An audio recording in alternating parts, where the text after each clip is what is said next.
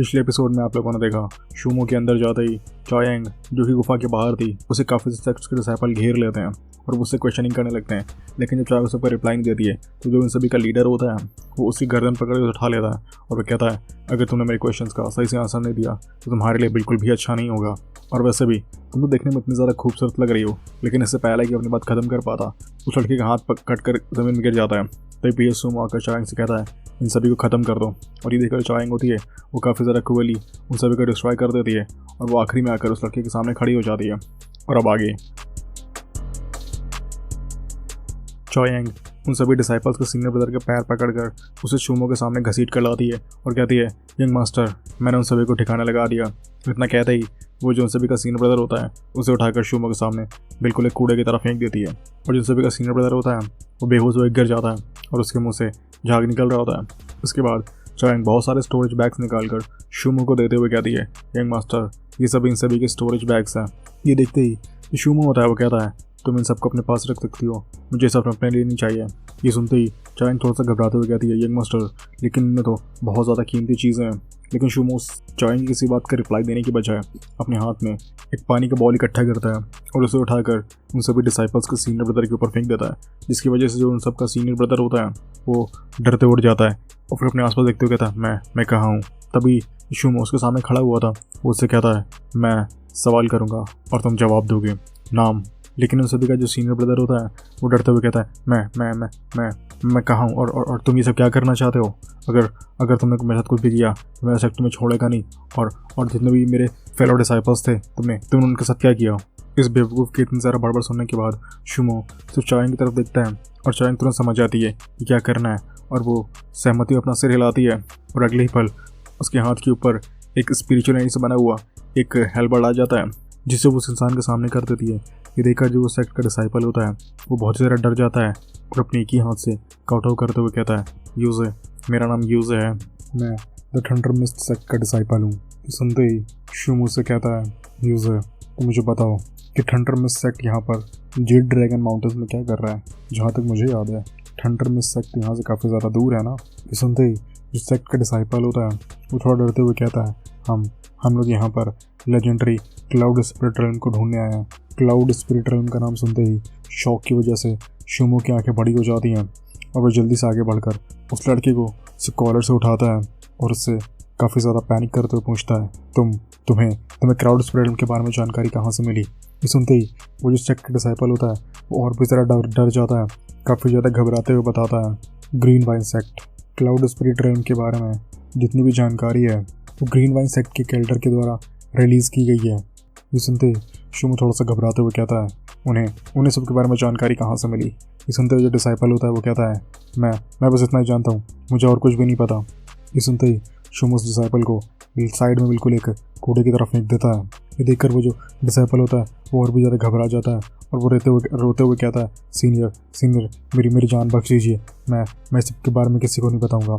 ये सुनते हुए शूमो होता है उसके चेहरे पर ज़रा सा भी फ़र्क नहीं पड़ता है और उसके चेहरे पर इस लड़के के लिए ज़रा सी भी सिंपैथी नहीं होती है और उससे कहता है यूज़े बहुत ही ज़्यादा दुख की बात है कि मैं तुम्हें यहाँ से जाने नहीं दे सकता है, आज तुम्हें मरना ही होगा। और वो इतना कहते ही अपने हाथ को ऑयल करता है, उसके हाथ में एक ब्लू कलर की लाइट आती है जो उस सेक्ट डिसाइपल को पूरी तरीके से डिस्ट्रॉय कर देती है। कुछ ही पलों में उस लड़की की जो बॉडी होती है वो पूरी तरीके से राख बनकर हवा में मिल जाती है।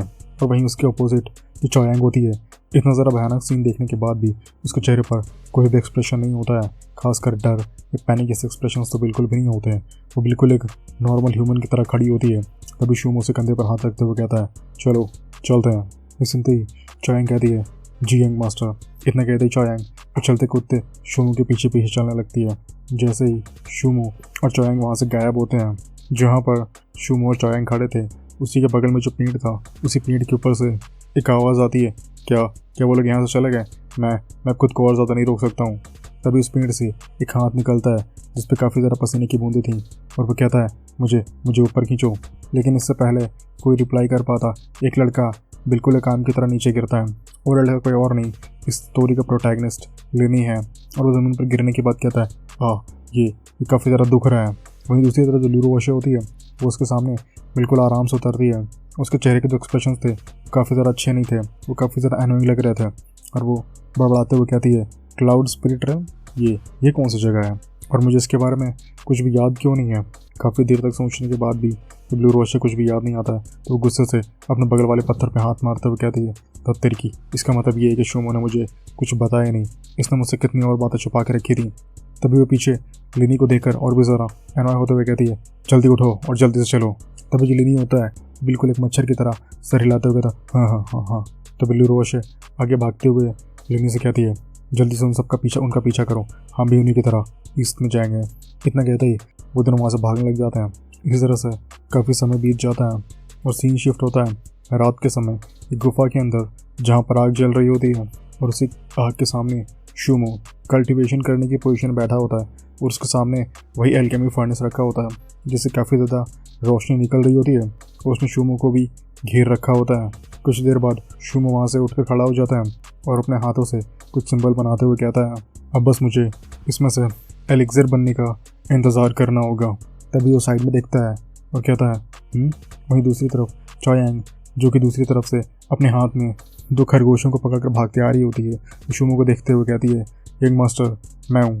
जब चॉयांग गुफा के अंदर आ जाती है तो वो शूमो की तरफ देखते हुए कहती है, यंग मास्टर क्या हम लोग उस सीक्रेट रूम्स के काफ़ी ज़्यादा पास हैं?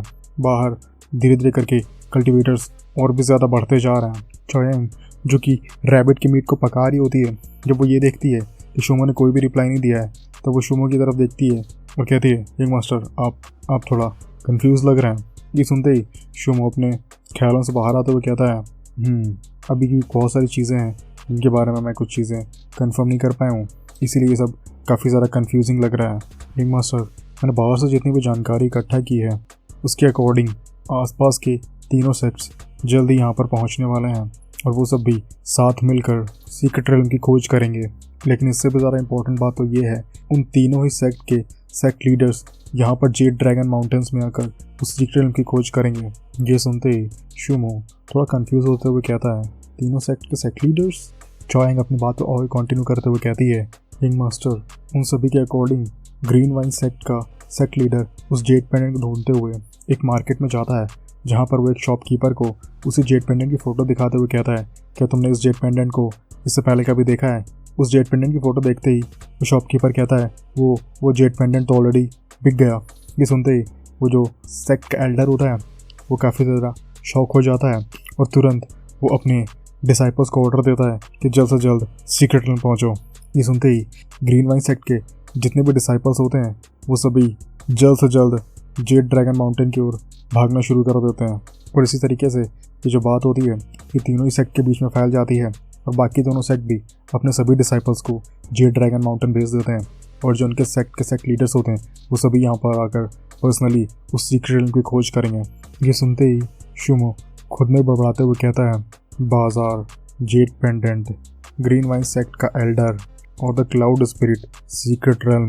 लेकिन इससे पहले कोई और भी कुछ सोच पाता जो चॉयांग होती है वो कहती है, यंग मास्टर ये देखिए ये पक गया है और ये देखने में भी काफ़ी ज़्यादा डिलीशियस लग रहा है। लेकिन शूमो चॉयांग की बातों पर ध्यान देने के बजाय खुद ही सोचते हुए कहता है, 1 मिनट, मैंने बाजार जाकर लेनी की अपॉर्चुनिटी को चुरा लिया जो कि ओरिजिनली फॉरेस्टरी सेक्ट को बिलोंग करती थी और इसी के चेन रिएक्शन के रूप में ग्रीन वाइन सेक्ट के एल्डर ने क्लाउड स्पिरिट सीक्रेट रेल्म की सिचुएशन को नोटिस किया और अगर इस तरह सोचा जाए तो अब ये पूरी की पूरी सिचुएशन एक तरीके से सेंस बना रही है। वहीं पीछे चॉयांग जो कि मस्त अपना खाना एंजॉय कर रही होती है वो कहती है, यंग मास्टर ये खाना वाकई में बहुत ज़्यादा टेस्टी है। ये सुनते ही तो शूमो का ध्यान चॉयांग की तरफ जाता है तब उसकी नाक में भी रैबिट की मीट की एक टेस्टी स्मेल पड़ती है जिसकी वजह से वो भी आसपास सूंघने लगता है और कहता है, इसकी स्मेल तो वाकई में बहुत ही ज़्यादा अच्छी है।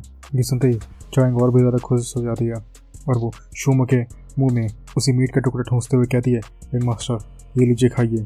तभी जो शूमो होता है वो भी उसे खाने में लग जाता है और जब वो दोनों खा ही रहे होते हैं तभी जो अंदर एल्केमी फर्नेस रखा होता है उससे एक आवाज़ होती है जिसे सुनने के बाद वो दोनों ही शॉक हो जाते हैं।